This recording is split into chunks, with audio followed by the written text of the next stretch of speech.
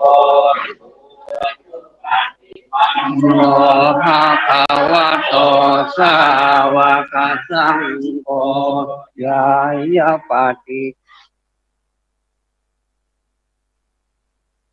ขอนอบน้อมแด่พระผู้มีพระภาคเจ้าพระองค์นั้นซึ่งเป็นผู้ไกลจากกิเลสตรัสรู้ชอบได้โดยพระองค์เองด้วยคำว่าอรหังสัมมาสัมพุทโธภควาพุทธังภควันตังอภิวาเทมิขอนอบน้อมแด่พระธรรมขอนอบน้อมแด่พระอริยสงฆ์และสมมุติสงฆ์ผู้ปฏิบัติดีปฏิบัติชอบ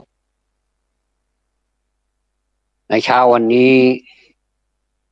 จะว่าหนาวก็ไม่เชิงจะว่าไม่หนาวก็ไม่ใช่คืออุณหภูมิพอปานกลางพอแสงแดดออกจ้าก็ความอบอุ่นก็มาความหนาวก็ถูกขจัดไปไม่ว่าจะเป็นความหนาวความเย็นหรือว่าความร้อนหรือว่าอะไรก็ตามเมื่อมากระทบกับร่างกายของเราก็ย่อมที่จะมีสิ่งหนึ่งที่เกิดขึ้นก็คือความรู้สึกในภาษาพระเรียกว่าเวทนาเป็นความรู้สึกชนิดหนึ่งเรียกว่าเป็นเวทนาก็เป็นความรู้สึกดีบ้างความรู้สึกไม่ดีบ้างความรู้สึกปานกลางบ้างส่วนจะมีไม่มีความรู้สึกเลยนั้นเกือบจะไม่มีต้องมีอะไรสักอย่างหนึ่งให้ได้การพูดการจากันถ้าพูดแบบไม่ใช่ธรรมะมันก็ไปอีกแบบหนึ่ง ก็คือไม่ต้องคิดอะไรอยากจะพูดอะไรก็พูดไปแล้วก็เผลอๆก็พูดผิดพลาดผิดหูผิดที่ผิดทางแล้วก็ทำให้คนอื่นได้คิดแล้วคนอื่นก็เป็นทุกข์ส่วนตัวเองนั้นจะสะใจหรือไม่อย่างไรมันก็เกิดความทุกข์เหมือนกันเพราะว่าได้พูดไปแล้วทำให้คนอื่นเกิดความทุกข์เพราะฉะนั้นเรื่องการพูดหรือว่าคำพูดแต่ละคำที่ออกไปเนี่ยมันจึงผลมีผลต่อสุขภาพจิตบางทีก็มีผลต่อสุขภาพกายด้วยถ้าหากว่าพูดไปแล้วเขาอดทนได้เขาเก็บความรู้สึกบางทีก็โมโหจนตัวสั่นเหมือนกันหน้าดำหน้าแดงหน้าดำคล้ำเครียดแต่ว่าก็ใช้ความอดทนเข้าระงับไว้ก็ถือว่ารอดตัวไปเป็นโชคดีไปแต่ถ้าสมมุติว่าคนที่เขาฟังแล้วเกิดความโมโหหรือว่าโทสะเรียกว่าบันดาลโทสะขึ้นมาก็จะกระทบไปถึงกายด้วยอันนี้เป็นเรื่องที่ต้องระมัดระวังปัจจุบันนี้ไม่ค่อยมีใครระมัดระวังเท่าไหร่ก็คือใช้สิทธิเกินขอบเขตไปหรือเปล่าแตกต่างกับการกีฬานะการกีฬาถ้าอยู่บนเวทีแล้วก็คือการกีฬาเราเห็นเขาชกมวยกันเราก็รู้สึกสงสารเหมือนกันนะบางทีก็หน้าตาบูดบวมแตกเลือดโอ้ดูแล้วน่าสงสารว่าวิชาชีพอย่างอื่นมีสมเถทำไมไม่ไปทำไมไปทำร้ายร่างกายกันบนเวทีโดยมีกติกา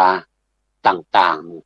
ๆซึ่งมีกรรมการห้ามอยู่บนเวทีเป็นผู้ชี้ขาดแล้วก็มีกรรมการข้างเวทีเป็นผู้ให้คะแนนอย่างเนี้ย อันนี้ก็ถือว่าเป็นการกีฬาชนิดหนึ่ง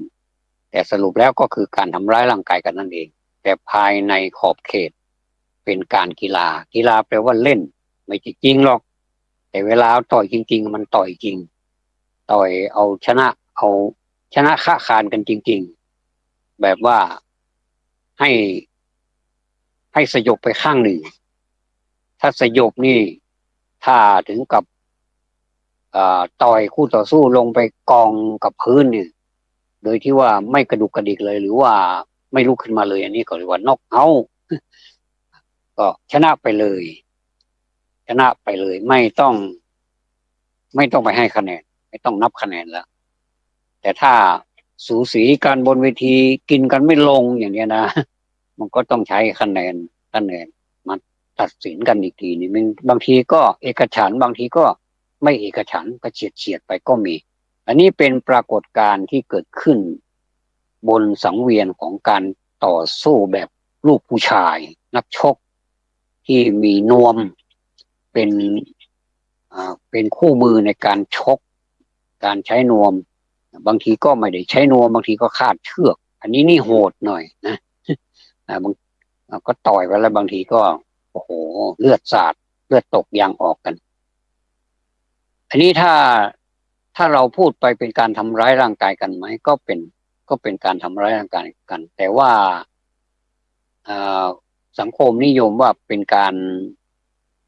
ประลองฝีมือว่าใครจะฝีมือแน่กว่ากันคือเหิมอย่างเนี้ยนะยิ่งอยู่ในสังคมที่แบบมีFCเยอะๆเนี่ยแฟนคลับเยอะๆเนี่ยนะอันนี้นี่แพ้ไม่ได้เลยนะแพ้ไม่ได้บางทีเอ่อก็กดดันเหมือนกันเวลาซ้อมนี่โหซ้อมซะอย่างดิบอย่างดีเลยเหมือนกับว่าต้องชนะแล้วนะนะชนะไปครึ่งแล้วนะแต่ขึ้นบนเวทีจริงๆล่ะกลับตลับปัดเลยอย่างนี้ก็มีตะเลิดเปิดเปิงไปโน่นไปพูดถึงมวยแล้วนี่อย่างเนี้ยนะครับก็ถือว่าเป็นกติกาคำพูดก็เหมือนกันคำพูดของเราของคนเรามันก็มีกติกาเหมือนกันเพราะว่าถ้าไม่มีกติกาแล้วเนี่ยสังคมมันก็จะวุ่นวายกติกามารยาทประโยคกติกามารยาทเวลาพูดในสมาคมเวลาพูดในที่ประชุมเวลาพูดกับคนตั้งแต่2 คนขึ้นไปเวลาที่มีการประชุมเนี่ยเขาจะมีวาระการประชุมเนี่ยมีวาระการประชุม1 2 3 4แล้วก็วาระสุดท้ายก็คือวาระอื่นๆแล้วก็วงเล็บหน่อยถ้ามีแล้วก็ยังไม่พอนะข้างล่างสุดนั้นอาจจะมีการเปลี่ยนแปลงได้ตามความเหมาะสมนี่ไม่ว่าจะเป็นอะไรอาจจะมีการเปลี่ยนแปลงได้ตามความเหมาะสมสมมติว่าในนั้นมันเป็นเวลา15 นาฬิกาปิดการประชุมนะแต่มันยังไม่ถึง15 นาฬิกามันจบลงซะก่อนมันจบลง14 นาฬิกา 30 นาทีก็เปลี่ยนแปลงเวลาก็จบไปก่อนเลยบางทีก็15 นาฬิกาจริงแต่ว่ามันยังไม่หมดมันยังติดพันอยู่มันยังไม่สะสางยังไม่หมดก็ต้องต่อไปเป็น16 นาฬิกาบางทีก็ไปถึงเย็นนู่นก็มีอันนี้แสดงว่ามีการเปลี่ยนแปลงไปตามความเหมาะสมคนไทยเราก็เป็นซะอย่างนี้แหละมีการเปลี่ยนแปลงไปตามความเหมาะสมจะให้เป๊ะๆนี่มันไม่มีลองไปทำเป๊ะๆนี่คิดว่าน่าจะดีเหมือนกันนะ9 นาฬิกาปุ๊บประชุม00 น9.00 นก็คือ9 นาฬิกาตรงประชุมเปิดการประชุมเลย9 นาฬิกาเวลา12 นาฬิกาปิดการประชุมเนี่ยนะยาวเหมือนกันนะ9 นาฬิกาไปถึง12 นาฬิกานี่เป็นเวลาที่นานเหมือนกันแสดงว่าในที่ประชุมนี่เข้มข้นมากเลยแล้วก็ใช้เวลานานแล้วก็พักรับประทานอาหารก็พักรับประทานอาหารจริงๆแล้วก็สลายตัวกลับบ้านใครบ้านมันอย่างนี้ก็เรียกว่าเป๊ะแต่เรามันก็ไม่เป๊ะนะก็มีใช้คำว่าประมาณเหมือนกับงบประมาณไม่ได้ตรงตัวหรอกว่างบประมาณ100,000 บาทสมมติงบ100,000 บาทไม่มีใช้คำว่างบประมาณก็คือประมาณ100,000 บาทหรือว่าเวลาประมาณ15 นาฬิกาประมาณ15 นาฬิกา ถ้า14:30 นาทีหรือว่า15 นาฬิกากว่ามันก็ถือว่าเป็นประมาณ15 นาฬิกาแต่ถ้ามา16 นาฬิกาแล้วแสดงว่าไม่ใช่ประมาณ15 นาฬิกาละกลายเป็นประมาณ16 นาฬิกาไปเสียอย่างนี้ก็อันนี้คือคำพูดในสมาคมคำพูดในสถานที่ที่จะต้องใช้การระมัดระวังคำพูดนี่ก็มีเยอะเลยนะแล้วเราก็เห็นได้ฟังได้ยินได้ฟังกันอยู่บ่อยๆเป็นการพูดแบบพลุสวาทเป็นคำพูดที่ไม่ค่อยเหมาะสมท้าทายหรืออะไรต่างๆหรือว่าเป็นสิทธิ์ในการพูดแล้วก็มีการให้ถอนคำพูดบ่อยๆก็ตลกดีเหมือนกันนะพูดไปแล้วมาถอนเนี่ยเหมือนกับเราปลูกอะไรไปสักอย่างแล้วก็ดูแลต้นอย่างดีแล้วก็ดูแลน้ำท่าดินอะไรอย่างดีเลยแต่ก็อยู่ๆก็สั่งถอนเลยไม่ปลูกแล้วอย่างเงี้ยก็มันพูดไปแล้วคนมันก็ได้ยินไปแล้วก็มาถอนคำพูดทางที่ดีเนี่ยผมว่าไม่ต้องมีละถอนคำพูดเนี่ยให้ระมัดระวังตั้งแต่ต้นเลยไม่ต้องไปพูดแบบยังไงอ่ะมันเป็นการเสียเวลาถอนคำพูดถอนไปถอนมาบางทีก็ไม่ยอมถอนบางทีก็ถูกขู่บ้างอะไรสารพัดเลยที่เราเห็นไม่รู้ที่ไหนนะในประเทศไทยนี่เลยนะก็ก็อะไรก็ตามมันมีการแก้ไขได้ไม่ว่าจะเป็นกฎหมายก็ตามเป็นอะไรเป็นข้อบังคับเป็นกฎกระทรวงอย่างเนี้ยนะถ้าเป็นกฎกระทรวงนี่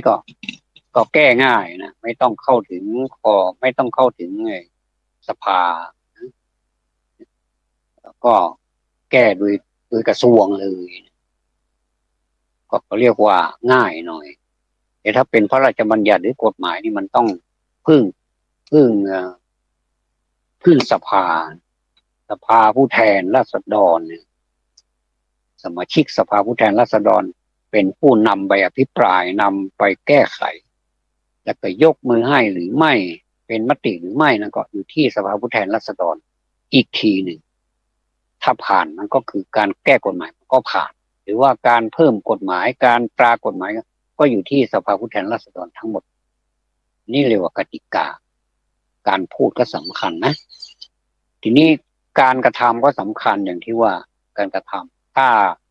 เราคิดว่าเราทำดีที่สุดแล้วแต่ว่าเราเข้าใจเอาคนเดียวอ่ะเราเข้าใจเอาเองอ่ะว่ามันเป็นการทำดีที่สุดแล้วแต่ว่าจริงๆแล้วมันไม่ดีจริงๆแล้วมันเป็นสิ่งที่ไม่ดีกับสังคมเราคิดว่าเราค้าขายดีแล้วนะแต่การค้าขายของเราเนี่ยโอ้ร่ำรวยเลยแต่ว่าเรานี่ขี้โกงเหลือเกินค้าขายโกงเข้ามาเนี่ยพูดว่าอย่างเงี้ยแล้วมันก็เราก็ได้ดีอ่ะ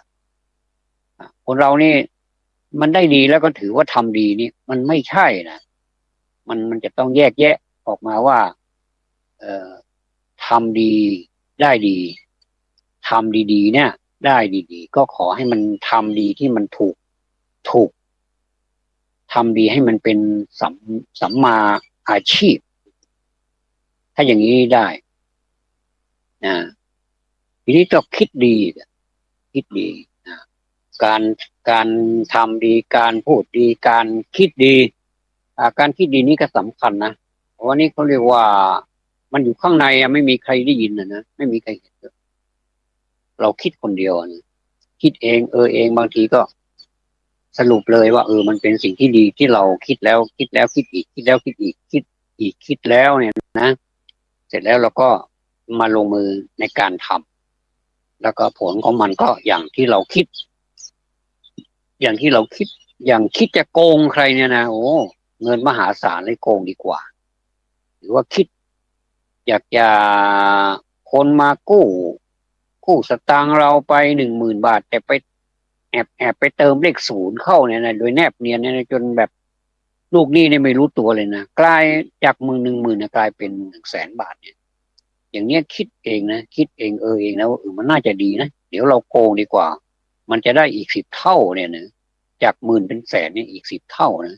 ไปหาที่ไหนได้เนี่ยนะก็เลยเอาซะเลยอย่างนี้ไม่ดีนะอย่างนี้ไม่ดีผมไปผมประทับใจกับพระคุณเจ้าพระเดชพระคุณ พระคุณเจ้าหลายรูปนะครับที่ท่านเวลาท่านปาฐกถาธรรมก็ดีเทศนาก็ดีโดยเฉพาะอย่างยิ่งผมได้มีโอกาสได้ไปวัดประยุรวงศาวาสฝั่งธนบุรีกรุงเทพมหานครก็วัดนี้ก็เป็นวัดนักเทศน์นะที่มีผู้มีนามกรว่าแพรเยื่อไม้เนี่ยนะเป็นที่โด่งดังไปทั่วประเทศเป็นที่รู้จักกันทั่วไปแล้วก็บัดนี้วัดประยุรวงศาวาสก็ยังเป็นแหล่งนักเทศน์หรือว่าเป็นขุมพลังของนักเทศน์ทั้งประเทศนะเทศกันเทศแล้วก็มีการเทศกันมีการฝึกการเทศสารพัดนะที่นักเทศควรจะกระทำแล้วก็การพูดการจากิริยาท่าทางอะไรต่างๆการให้คำพูดอะไรให้มันดูดีไปหมดผมก็ชอบใจท่านผู้เป็นวิทยากรซึ่งเป็นฝ่ายพระบ้างเป็นฝ่ายโยมบ้างเนี่ยฝ่ายพระนี่ก็มีพระเดชพระคุณพระพรหมบัณฑิตพระพรหมบัณฑิตซึ่งท่านเป็นเจ้าอาวาสเป็นประธานสงฆ์อยู่ที่วัดประยุรวงศาวาสและมีดำรงตำแหน่งหลายอย่างสำคัญหลายอย่างซึ่งเป็นการเผยแผ่พระพุทธศาสนาอันสำคัญทั่วประเทศนะครับเวลาท่านเทศแล้วมันได้อรรถรสมันถ้าจะพูดเป็นภาษาชาวบ้านก็เรียกว่ามันดีมันดีมันเหมือนกับเราเคี้ยวอะไรสักอย่างมันดีมันแบบอยากจะเคี้ยวต่อไปไม่อยากจะให้มันหมดอยากจะเคี้ยวต่อไปก็เคี้ยวไปเรื่อยๆแล้วก็มันดีพระเดชพระคุณท่านเทศแบบเหมือนกับนั่งคุยกับเรานั่งพูดกับเราสองต่อสองพูดแล้วไม่อยากทิ้งสักคำเลยมีคำไหนบ้างที่อยากจะทิ้งไม่มีแล้วก็ซุ้มเสียงลีลาอะไรของท่านเนี่ยมันเป๊ะหมดนอกจากนี้แล้วก็มีพระเดชพระคุณอีกหลายรูปมีลีลาแตกต่างกันออกไปแต่ละรูปนั้นก็น่าฟังกันทั้งนั้นเลยอันนี้พูดถึงนักเทศแต่เวลาเราฟังแล้วเราฟังเอาความหมายเอาความรู้มีคำหนึ่งที่พระเดชพระคุณพระพรหมบัณฑิตท่านกล่าวไว้นะครับว่ามีด็อกเตอร์ท่านหนึ่งซึ่งเป็นผู้มีความรู้แล้วก็พูดกับอีกคนหนึ่งซึ่งมีเรียกว่ามีตำแหน่งที่ว่าเป็นผู้ใต้บังคับบัญชาของท่านก็พูดกันสองคนบอกว่าท่านก็พูดขึ้นมาด็อกเตอร์ท่านนั้นก็พูดขึ้นมาบอกว่าใครถ้าไม่เรียนประวัติศาสตร์นั้นไม่ดีใครที่ไม่เรียนเกี่ยวกับปรัชญานี่ไม่ดีเสียเวลาไปครึ่งค่อนชีวิตเนี่ยแล้วก็คนนั้นก็โอ้น่าเสียดายนะก็คุยกันไปคุยกันมาผลสุดท้ายมาก็นั่งเรือไปใช่ไหมครับนั่งเรือไปก็ต่างคนก็ต่างแสดงออกว่าถ้าไม่ได้เรียนนั้นเรียนนี้ในสุดท้ายจริงๆก็ถามว่าท่าน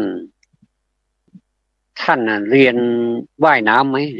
โอ้ไม่ต้องไปเรียนว่ายน้ำไม่มีประโยชน์อะไรอ๋อหรือว่าท่านถ้าว่ายน้ำไม่เป็นท่านจะแย่มากประมาณนี้นะแย่ยังไงเนี่ยก็ตอนเนี้ยเรือมันรั่วเรือมันจะจมน้ำไปทางเรือใช่ไหมครับคุยกันทางเรือแล้วคนนั้นเขาก็ว่ายน้ำหนีไปเลยด็อกเตอร์คนนั้นก็ว่ายน้ำไม่เป็นก็เลยจมไปกับเรืออันนี้เรียกว่าท่านสรุปว่า ความรู้ท่วมหัวเอาตัวไม่รอดความรู้มันท่วมหัวจริงๆเอาตัวไม่รอดท่านเป็นผู้มีความรู้ผมจำได้ว่าพระเดชพระคุณท่านเทศถึงเรื่องภูริปัญญาภูริปัญญาก็คือคนที่มีความรู้รอบตัวรู้ไปคือ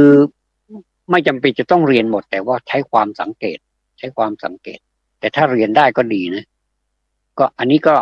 นำมาพูดแล้วผมก็น่าฟังน่าฟังและน่าคิดเหมือนกันว่าท่านพูดแล้วมันเข้าท่าดีนะเรา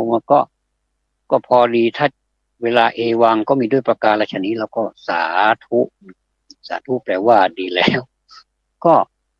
ก็ได้อรรถรสเนี่ยผมก็ฟังอยู่แล้วก็อัดเสียงของท่านไว้ก็ฟังทวนนะทวนไปทวนมาบางทีถ้าพูดมันผิดลำดับไปขั้นตอนไปก็ต้องขออภัยด้วยนะครับแต่ว่าผลสุดท้ายมาด็อกเตอร์ท่านนั้นก็ต้องมาเสียชีวิตนะคนที่เขาว่ายน้ำเป็นเนี่ยเขาพูดยังไงท่านทราบไหมครับท่านอาจารย์ถ้าท่านไม่ได้เรียนเรื่องว่ายน้ำเนี่ยหรือจะเป็นยังไงไม่ได้เสียเวลาไม่ได้เสียเวลาค่อนชีวิตไม่ได้เสียเวลาตลอดชีวิตหรอกท่านจะเสียชีวิตเลยนะเขาพูดแล้วแบบจับใจนะเนี่ยคนนั้นเขาก็เรื่องนี้จะมีจริงหรือเปล่าหรือเปล่าไม่รู้แต่ว่าสรุปแล้วก็คือคนเรานี่จะต้องมีการสังเกตผมก็ไม่อยากจะใช้คำว่าต้องเรียนไปหมดนี่มันคงจะไม่มีเวลาเรียนไปหมดนะแต่ว่าใช้ความสังเกตเหมือนกับเราจะนั่งเก้าอี้บางตัวนี่เก้าอี้สมัยนี้เห็นไหมครับมันเป็นพลาสติกเป็นสีแดงสีน้ำเงินสีอะไรสารพัดสีขาวแต่ว่าเวลาเราใช้ไปบ่อยๆมันก็สึกหรอบางทีก็ตรงส่วนใดส่วนหนึ่งสึกหรอเราไม่สังเกตซะก่อนแล้วก็ไปนั่งเนี่ยบางทีก็โอ้โหมันหักเลยหักกลางคันก็มีนะครับก็นี้ก็เห็นนะยิ่งคนอ้วนๆอยู่แล้วด้วยนี่โอ้เจ็บมากเลยนะเจ็บเนื้อเจ็บตัวมันเลยมันลงไปทั้งตัวเลยนะครับมันหักกลางเลยเนี่ยอันนี้ก็ต้องสังเกตเวลาเราทำอะไรนี้ถ้าเราไม่สังเกตเนี่ยมันก็จะทำให้เราผิดหวังหรือว่าทำให้เราเจ็บตัวได้เหมือนกันก็สังเกตวันนี้ที่ได้ยินก่อนที่จะดำเนินรายการนี้เป็นการไหว้พระนะครับเป็นการไหว้พระแล้วก็สวดมนต์แปลนะสวดมนต์แปลอรหังสัมมาสัมพุทโธภควาก็จะให้นี่ผมสังเกตนะว่าอันแรกนี่คืออันดับแรกคือพระพุทธเจ้าอันดับที่สองคือพระธรรมและอันดับที่สามคือพระสงฆ์นี่นะครับอันดับแรกพระพุทธเจ้านี่เราจะสังเกตนะพูดถึงการสังเกตใช่ไหมครับเราก็พูดถึงการสังเกตว่าการสังเกตอรหังสัมมาสัมพุทโธภควาพุทธังภควันตังอภิวาเทมิท่านสังเกตตรงไหนสังเกตได้เลยนะครับเดี๋ยวสวาขาโตภควตาธัมโมธัมมังนัมสสามิสังเกตตรงไหนแล้วก็สุปฏิปันโนภควโตสาวกสังโฆสังฆังนามามิสังเกตคำสุดท้ายของแต่ละวรรคพระพุทธเจ้าจะลงด้วยพุทธังภควันตังอภิวาเทมิอภิวาทข้าพเจ้าขออภิวาทพระผู้มีพระภาคเจ้าผู้รู้ผู้ตื่นผู้เบิกบานนี่ใช้คำว่าอภิวาทนะครับอันนี้สังเกตนะการเรียนอันนี้ที่เราใช้กันเป็นประจำนี่แหละไม่ต้องไปที่อื่นไกลนะเอาใกล้ๆเนี่ยเราตื่นมาตอนเช้าแล้วก็อย่างไม่มีเวลาก็อรหังสัมมาสวากขาโตสุปฏิปันโนถ้ามีเวลาอีกหน่อยหนึ่งก็ต่ออิติปิโสภควาสวากขาโตสุปฏิปันโนไปเรื่อยๆถ้ามีเวลามากวันนี้ไม่ได้ไปไหนวันหยุดก็ยาวไปเลยเนี่ยก็มีแล้วแต่โอกาสนะครับต่อมาพระธรรม พระธรรมนี้ก็สังเกตสวากขาโตภควโตภควตาธัมโมธัมมังนัมมัสสามินัมมัสสามิแสดงว่านมัสการนัมมัสสามิแสดงว่านมัสการพระธรรมแล้วก็ต่อมาครั้งที่3พระสงฆ์สุปฏิปันโนภควโตสาวกสังโฆสังฆังนะมามิสังฆังนะมามิสังฆังนะมามินะนะมามินะครับก็สังเกตของคำว่าพระสงฆ์สุปฏิปันโนนี่ลงท้ายด้วยนะมามินะมามิแปลว่าข้าพเจ้าขอนอบน้อมพระสงฆ์เนี่ยแค่3คำเนี่ยเรียนเราเรียนเอาสังเกตดูด้วยสังเกตดูไม่ว่าจะเป็นชื่อของคนเป็นชื่อของต้นไม้เป็นชื่อของอะไรก็ตามสถานที่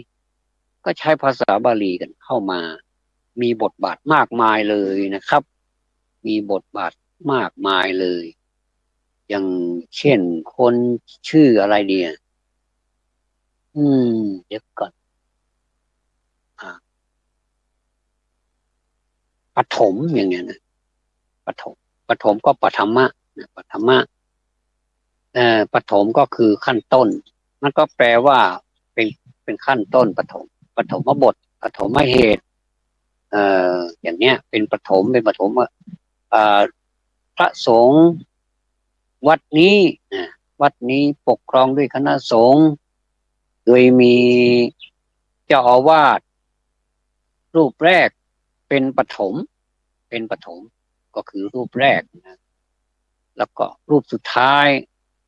ที่ท่านมรณภาพไปเป็นรูปที่5เรียกว่าเป็นปัจฉิม คือเป็นปฐมก็คือเป็นพระสงฆ์รูปแรกพอมาเป็นปัจฉิมก็เป็นพระสงฆ์รูปสุดท้ายของช่วงระยะเวลานี้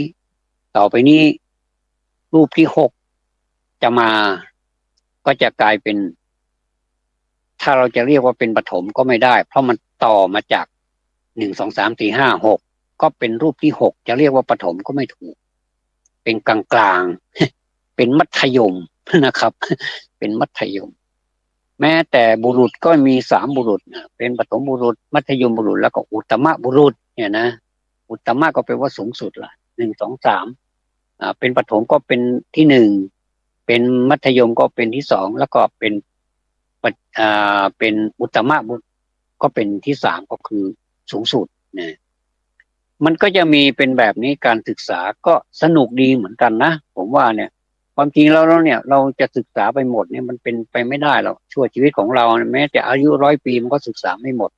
แต่เราใช้วิธีสังเกตเอานิดหน่อยแล้วก็มาผสมผสานเอาอาจจะผิดบ้างถูกบ้างก็ไม่เป็นไรหรอกคนเราไม่มีถูกหมดครับแต่ว่าผิดหมดมันก็ไม่ใช่แต่ว่าถูกหมดมันก็ไม่เชิงคนที่ไม่รู้ไม่ผิดแต่ถ้ารู้แล้วทำเนี่ยมันผิดนะเพราะฉะนั้นเนี่ยสิ่งที่เราได้มาเนี่ยนะครับมันเป็นสิ่งที่เราสังเกตกันมาคนที่มีอายุช่วง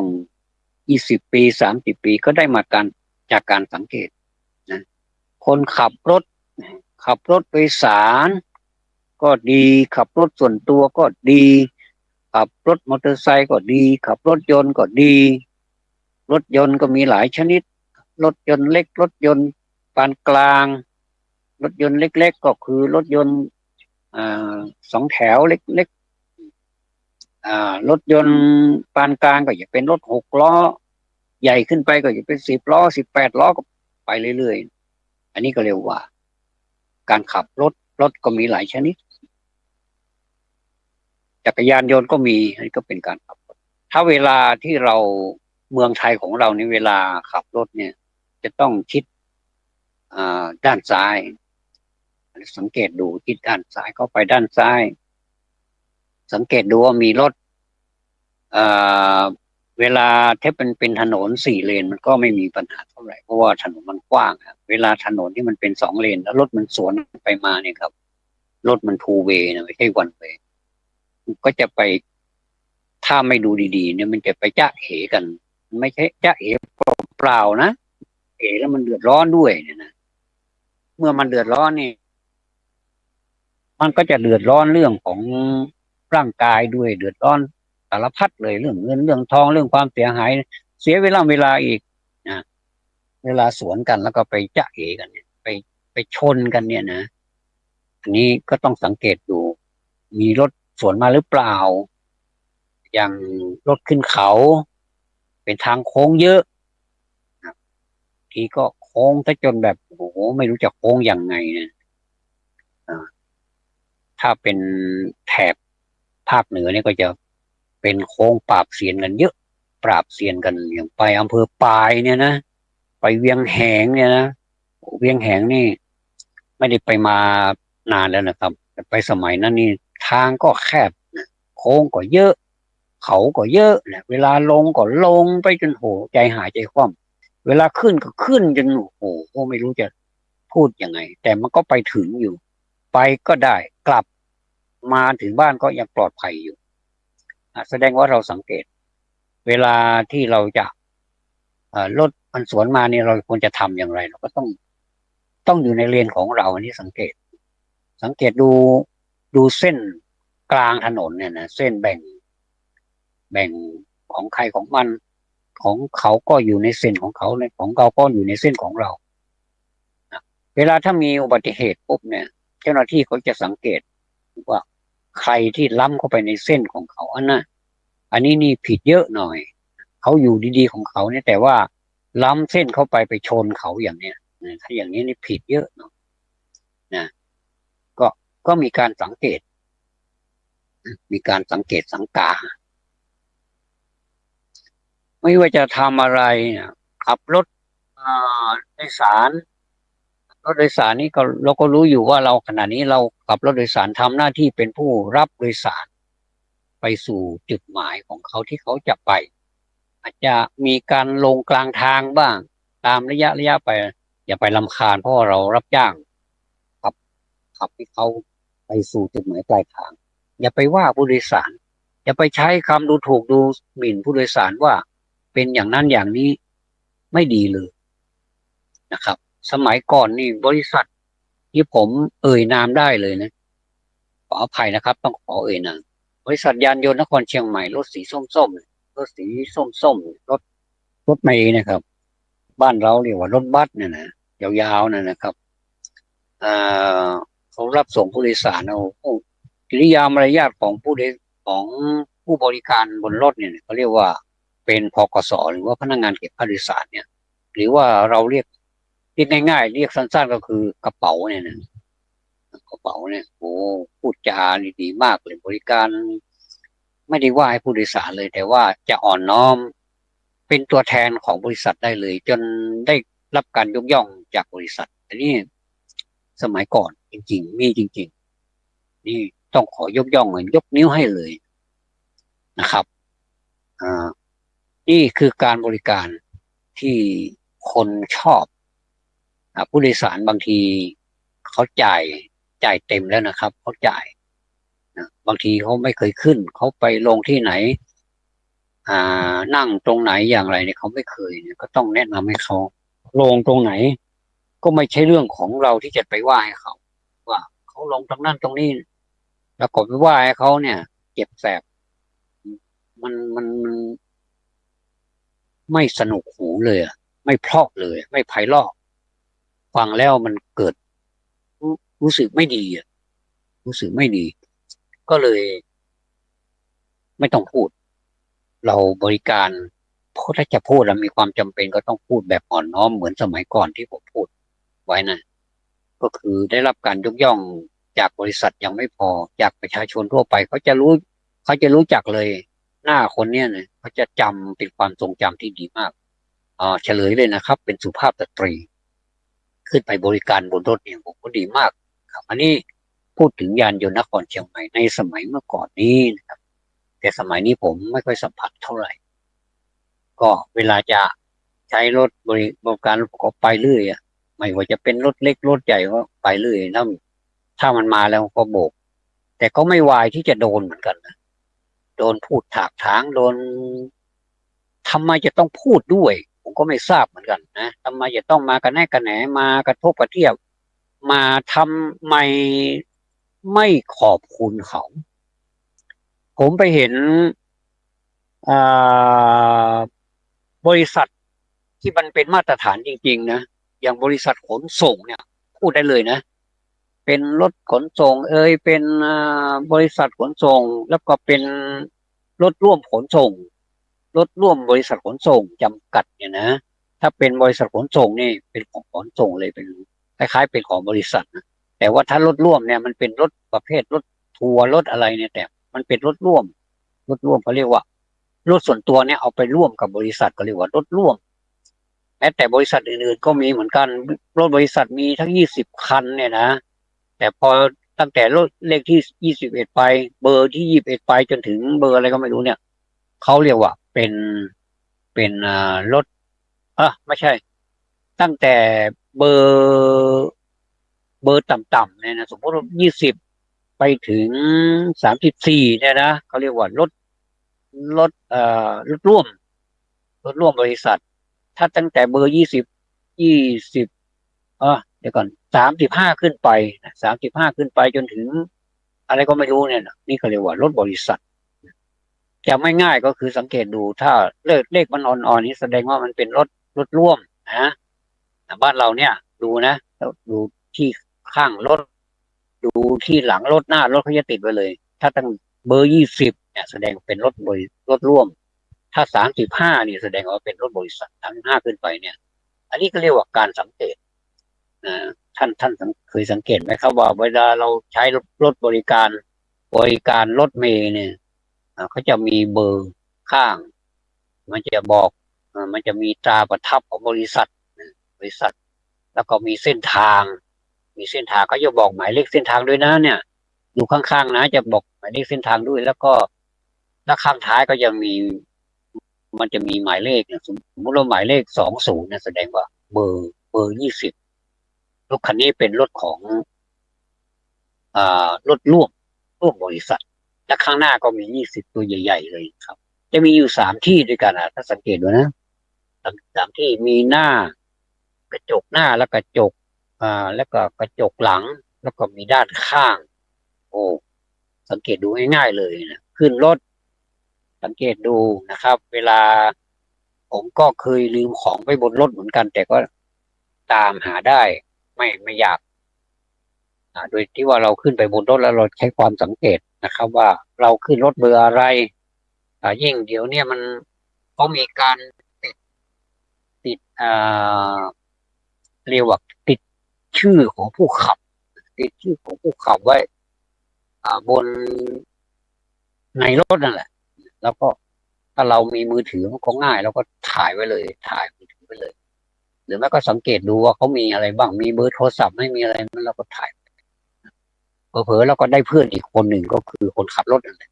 เวลาเราจะไปโน่นไปนี่ไปนั่นเราก็โทรเรียกเขาก็ได้เพื่อนอีกคนหนึ่งเขาท่าดีเหมือนกันนะเรานึกไม่ออกไว้เราอยู่ไกลเนี่ยจะไปที่ไหนก็ลำบากในก็ของมันก็มีด้วยพลุงพลังเนี่ยนี่คือได้มาดูมีเบอร์โทรศัพท์นี่ก็โทรไปเขาก็มาบริการเราคุยกันไปเหมือนพี่เหมือนน้องเลยกลายเป็นเหมือนกับญาติของเราไปเลยเนี่ยนะมีอะไรก็แบ่งกันกินเขาเรียกว่ามันก็ดีกับดีนะครับเพราะฉะนั้นนี่ผมว่าไม่ถูกนะมันอึดอัดเหมือนกันนะบางทีเราใช้บริการโน่นเนี่ยเราก็เตรียมตัวไว้เหมือนกันว่าเดี๋ยวเราก็คงจะโดนว่าอะไรสักอย่างแล้วมันก็เป็นอย่างนั้นจริงๆบางทีขับรถมากระจกมันก็ไม่เปิดแล้วเราจะไปบอกถ้าเราโบกมันแล้วเนี่ยนะแล้วก็เข้าไปถามมันเนี่ยแล้วมันก็ว่าหาว่าเราซื่อบื้ออีกเนี่ยรถอะไรนี่ไม่สังเกตแล้วมันจะไปไหนเนี่ยเราก็ถามว่าไปลงนั่นลงนี่นะรีบขึ้นรถหรือไม่อย่าเพิ่งพูดมากอะไรประมาณเนี้ยนะอ่าอันนี้กระจกก็ไม่เปิดเราจะบอกได้ยังไงครับเราก็รีบขึ้นรถเลยเพราะว่าถ้าไม่รีบขึ้นรถเนี่ยเดี๋ยวมันจะออกไปก่อนนะคือไม่รู้เขาจะเขาจะร้อนอกร้อนใจไปถึงไหนคือยังไงคนเราใจร้อนนะแล้วก็แบบถ้าเป็นคนหนุ่มคนแน่นนี่ก็เป็นอีกอย่างหนึ่งมันก็ขึ้นรถนี่ก็ไม่ค่อยมีปัญหาไม่มีปัญหาอะไรแต่ถ้าเป็นผู้ที่มี อายุแล้วเนี่ยนะมันก็ช้าหน่อยก็ต้องแบบทำใจนะเราจะเอาตังค์เขาอะนะไม่ใช่ว่าเขาจะขึ้นฟรีเมื่อไหร่นะเขาก็เตรียมตังค์ไว้เหมือนกันนะเอาตังค์ไปยื่นให้ปุ๊บโอ้ว่าเลยเนี่ยนะจะลงไหนทำไมไม่บอกอะไรแล้วผมจะไปรู้ได้ไงว่าคุณจะรู้ก็ก็มันมีกิ่งกดอยู่ก็ต้องกดอีกก็แค่นั้นเองทำไมคุณไม่เปลี่ยนคำพูดอ่ะขอบคุณครับที่ใช้บริการอย่างนี้ไม่ดีหรือนะอันนี้มันเป็นความอึดอัดของหลายคนนะเขาก็มาฝากผมไว้เหมือนกันนะในฐานะที่คุณเป็นผู้ดำเนินรายการเนี่ยขอฝากไว้หน่อยนะเนี่ยไม่ได้ผมโดนผมคนเดียวนะคนอื่นก็โดนกันไปทั่วเลยถ้าไม่ใช้ถ้าไม่ใช่คำนี้ก็เป็นคำอื่นสารพัดเลยการสูบบุหรี่เหมือนกันข้างในเนี่ยนะข้างในเนี่ยในรถเนี่ยจะจะพิมพ์ตัวเบลเลอร์เลยเป็นสติกเกอร์ห้ามสูบบุหรี่ผู้ฝ่าฝืนผู้ฝ่าฝืนปรับไม่เกิน5,000 บาทแต่สังเกตดูคนขับสูบบุหรี่ซะเองได้จะปรับเท่าไหร่แล้วครับท่านปรับ10,000ดีไหมเพราะว่า2 เท่ารู้แล้วนะว่าตัวเองนี่ไม่ควรสูบบุหรี่เอ่ออันนี้ก็บางทีคนที่แพ้ควันบุหรี่ก็จะได้ผลกระทบไปด้วย ผมก็โดนหลายครั้งแล้วเหมือนกันนะอย่างบางทีก็อยากจะกดกิ่งแล้วก็ลงกลางทางเลยไม่อยากจะไปแล้วเลยไม่อยากจะไปด้วยแล้วล่ะอันนี้แหละมันเป็นปัญหาของสังคมเล็กๆน้อยๆนะครับเอานำมาพูดมาจากันมันก็มันก็มีผลเหมือนกันนะสังคมเนี่ยนะถ้าไม่ไปปฏิบัติตามระเบียบตามกฎกติกาที่ได้วางไว้นี่มันก็ลำบากเหมือนกันนะอ่เรามีผมจำได้สมัยนั้นมีอ่าท่านคุณหญิงหน่อยนะคุณหญิงหน่อยพูดเป็นภาษาชาวบ้านอ่าท่านเป็นรัฐมนตรีว่าการกระทรวงการสาธารณสุขก็ปรากฏมีกฎหมายฉบับนี้ขึ้นมาให้ให้ใช้บังคับนานมาแล้วหลายปีมาแล้วนะครับอ่าให้ใช้บังคับกับรถทั่วไปไม่ว่าจะเป็นรถใหญ่รถเล็กรถโดยสารรถอะไรก็ตามเนี่ย อย่าไปสูบบุหรี่ถ้าไปสูบบุหรี่นี่เขามีกฎอ่ามีโทษสามารถที่จะปรับได้ตามนั้นตามกฎหมายไม่เกิน5,000 บาทแต่มันไม่ถึงหรอกแต่มันไม่เกินนะผมอยากจะให้มันเป็น5,000 บาทไปเลยนะก็แล้วแต่ท่านจะปรับโอสานุโทษตามโอสานุโทษก็อันนี้ก็เล็กๆน้อยๆครับผู้โดยสารเขารออยู่ข้างหน้าก็รับเขาอย่าไปรีบไปนั่นนะก็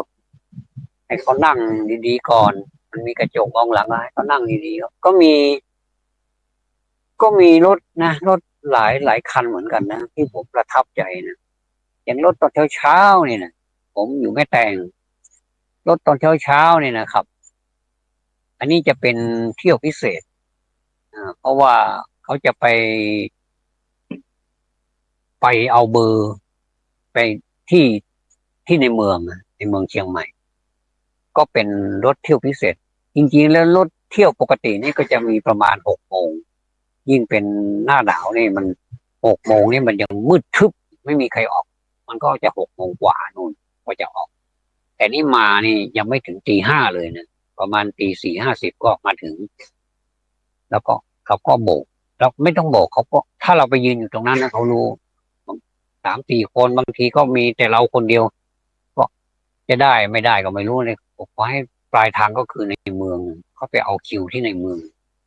ผมสังเกตดูนะเขาสุภาพมากเลยนะครับถ้าคนโดยสาร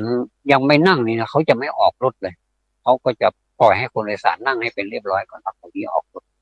บางทีโอ้เห็นบางคันนะคนโดยสารยังไม่ทันนั่งเลยนะโอ้เห็นรถอ่ะดีไม่ดีก็เกิดอุบัติเหตุเหมือนกันก็อันนี้ดีมากเลยนะครับผมก็ต้องขอชื่นชมท่านส่วนชื่อนั้นท่านไปคิดเอากันแล้วกันว่าเป็นชื่อใครตอนเช้าตี 4:50 ไม่เกินนี้นะครับปี45 50ประมาณนี้ก็มาถึงละแล้วก็ไปถึงจุดหมายปลายทางโดยที่ว่าสบายมากแล้วก็อันนี้ก็เป็นการชื่นชมยินดีก็เห็นมากมายแล้วก็ค่าโดยสารอีกบางทีก็ไม่เท่ากันบางทีก็เราขึ้นระยะเดียวกันนี้ทำไมคันนี้เอาเท่านี้คันนี้เอาเท่านี้เรายังไม่ทันว่าอะไรเลยนะเขาก็มองหน้าเราเลยบอกว่ามัน33 บาทเราก็ไม่ได้ว่าเลยทุกอย่างเพียงแต่ว่าเราเอาตังค์40ให้เขาทอนมา7 บาทก็แสดงว่าเป็น33แล้วทอน40ให้เขาทอนมาอะไร40 บาท7 บาทนะก็เป็น33 บาทไม่ได้ว่าอะไรเลยนะอันเนี้ยก็เป็นเล็กๆน้อยๆจากสังคมที่เราเจอเนี่ยนะมันเป็นอะไรที่แบบไม่ได้ไม่ได้ถนอมน้ำใจกันเนี่ยนะถ้าเราถนอมน้ำใจกันพูดจากันดีเนี่ยนะมีรักษาศีลข้อที่4เนี่ยนะไม่พรุสวาทไม่พูดกระโชกมากทำให้คนอื่นน้อยอกน้อยใจหรือว่าเกิดความรู้สึกที่ไม่ดีเนี่ยนะผมว่าสังคมนี้มันจะน่าอยู่กว่านี้อีกเยอะเลยนะไม่ว่าจะเป็นสามีภรรยากันในครอบครัวเล็กๆเนี่ยนะสังคมอ่าเล็กๆเนี่ยองค์ประกอบยังเล็กๆเนี่ยไม่ใหญ่โตอะไรจนกระทั่งขยายขอบเขตออกไปเป็นใหญ่เป็นสังคมประเทศสังคมโลกเนี่ยถ้าพูดจากันดีๆเนี่ยโอ้โหมันจะสวยงามมากเลยไม่ต้องถึงกับไปพูดจาอ่อนหวานแบบอะไรอ่ะที่ว่าไม่ได้ออกมาจากธรรมชาติเนี่ยมันก็ไม่ใช่นะก็พอดีพอดีพอดีเขาพอดีเราฟังแล้วเราก็พอดีเขาฟังเขาก็พอดีเราพูดมันก็พอดีให้พอดีไม่มากไม่น้อยไม่หวานเกินไปไม่คืออะไรก็ตามถ้ามันแบบรสมันกลมกล่อมเนี่ยมันอร่อยแต่กินอะไรถ้ามันกลมกล่อมนี่มันอร่อยถ้ามันหวานเกินมันก็จะกลายเป็นแบบมันมันความอร่อยมันก็หายไปกลายเป็นหวานแบบยังไงก็ไม่รู้นะบางทีก็รสจัดจ้านเกินไปเนี่ยเราก็กินไม่ได้จืดเกินไปก็ไม่ไหวมันก็ต้องมีรสหลายรสแต่ว่าก็ให้มันเป็นพอดีพอดีไม่ใช่ว่าจัดจ้านเกินไปเปรียบไปก็เหมือนส้มตำมาทำส้มตำนะโอ้บางคนนะถ้าบ้านผมนี่เขาเรียกว่าเออเขาเรียกว่าตตำมะละกอพริกพริกประมาณเท่าอายุสมมติว่าคนนั้นอายุ50ใส่50 เม็ดนะตายเลยแล้วก็ใส่จริงๆนะบางทีกินได้ก็กินกินไม่ได้ก็ไม่ต้องกินเนี่ยโหดจริงๆนะท่านบางทีก็ถ้าสมมุติว่าอายุใครอายุมันใส่เข้าไปนะมันก็ไม่ต้องตำมะละกอแล้วครับตำพริกกินกันดีกว่านะคือมันเผ็ดเกินไปเนี่ยก็ไม่ไหวเหมือนกันอันเนี้ยก็เลยทำอะไรให้มันพอดีพอดีสรุปเป็นหัวข้อธรรมะก็คือเป็นความพอดีภาษาธรรมะเรียกว่ามัชฌิมาปฏิปทาประพฤติให้พอดีพอดีไม่มากไม่น้อยพอไปได้เรียกว่าพอไปวัดไปวาตอนตี 4ได้นี่นะไม่ต้องก็ได้ไป6 โมงก็ได้สว่างไปแล้วก็ไปได้ไม่ต้องไปอายหรอกแต่ที่ว่าพอไปวัดไปวาตอนเช้าได้นี่นะแสดงว่าเขาถ่อมตัวเกินไปว่าไม่ได้หล่อไม่ได้สวยอะไรเลยเนี่ยไปก็ให้คนเห็นแค่ประเดี๋ยวประดาวไม่ต้องเห็นมากแต่ถ้าไปสายๆแล้วคนมันจะเห็นมากเห็นเต็มหน้าเลยเนี่ยนะก็อันนี้เป็นคำเปรียบเทียบพอไปวัดไปวาได้เนี่ยนะก็วันนี้ก็สพเปเหระหลายอย่างบางทีก็เป็นของที่ฝากมาบางทีก็อึดอัดเอาละผมสุดท้ายนี้นะท้ายนี้นะก็จะเป็นประชาสัมพันธ์หน่อยหนึ่งนะครับประชาสัมพันธ์หน่อยหนึ่งขออนุญาตนะครับที่วัดแท่นพระผาหลวงแท่นพระผาหลวงตำบลป่าไผ่อำเภอสันทรายจังหวัดเชียงใหม่เป็นวัดที่เก่าแก่นะครับเป็นวัดที่เก่าแก่มานานแล้วล่ะตั้งสมัยเจ้าผู้ครองนครเชียงใหม่มาจนถึงบัดนี้ก็ นานแล้วนะครับแล้วก็มีพระสงฆ์มาแต่ละคราวแต่ละช่วงแต่ละอ่าเนี่ยแต่ละรูปเนี่ยนะครับพระสงฆ์สามเณรมาจำพรรษาอยู่ก็ดูแลปฏิสังขรณ์กันไปตามเรื่องตำราวของแต่ละสมัยนะก็จะมีงานนะครับมีงานซึ่งเป็นชื่อยาวมาก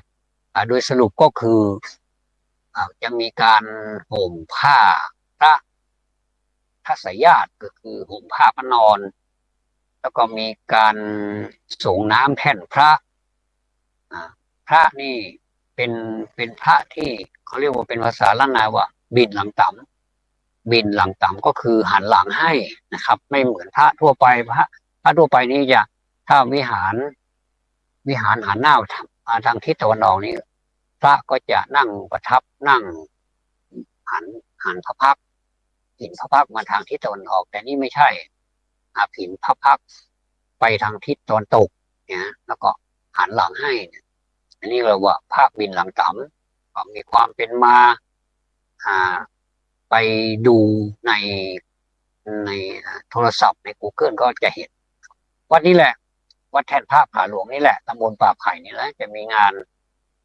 นประเพณีเนี่ยมีการปั่นจักรยานอะไรหลายอย่างด้วยกันครับมีการละเล่นของพี่น้องใจใหญ่มีการสมโภชอะไรกันเยอะแยะแล้วก็ทำบุญอะไรกันอีกมากมายในวันเสาร์กับวันอาทิตย์ที่23 24ติดต่อกัน2 วันนะครับเดือนมีนาคม2567นี้ก็ขอเชิญท่านสาธุชนที่มีโอกาสวันที่23มีนาคมวันที่24มีนาคม2567นะครับขึ้นไปเที่ยวชมกันเส้นทางเหรอครับเส้นทางก็เข้าทางท่านถ้าไปสายแม่โจ้ครับท่านก็มันจะมีทางเลี้ยวเข้าไปสมมุติว่ามาจากทางเหนือมาจากสันทรายมาจากอะไรมาจากโรงพยาบาลสันทรายเนี่ยนะสมมติว่าท่านนี่ขาล่องแล้วนะท่านล่องมาก็จะมีทางเลี้ยวซ้ายเข้าไปเลี้ยวซ้ายที่มีป้ายเขาว่าทุดงคสถานก็จะมีป้ายวัดแท่นพระไปตลอดทางเลยครับแท่นพระผาหลวงนะครับก็ขอเรียนเชิญนะครับขอเรียนเชิญก็ไปดูประเพณีเขาทำยังไงกันสนุกสนานปานใดก็ไปดูโดยเฉพาะอย่างยิ่งวัดนี้เป็นวัดที่บรรยากาศมีแมกไม้มีธรรมชาติเป็นร่มรื่นนะครับเข้าไปแล้วก็จะรู้สึกมีความสุขเป็นที่สัปปายะตื่นตาตื่นใจครับอย่าลืมนะครับวันที่23-24มีนาคม2567ครับขอบพระคุณสำหรับการติดตามรับฟังขอบพระคุณท่านผู้อำนวยการสถานีที่มีความเอื้อเฟื้อขอบพระคุณนะครับ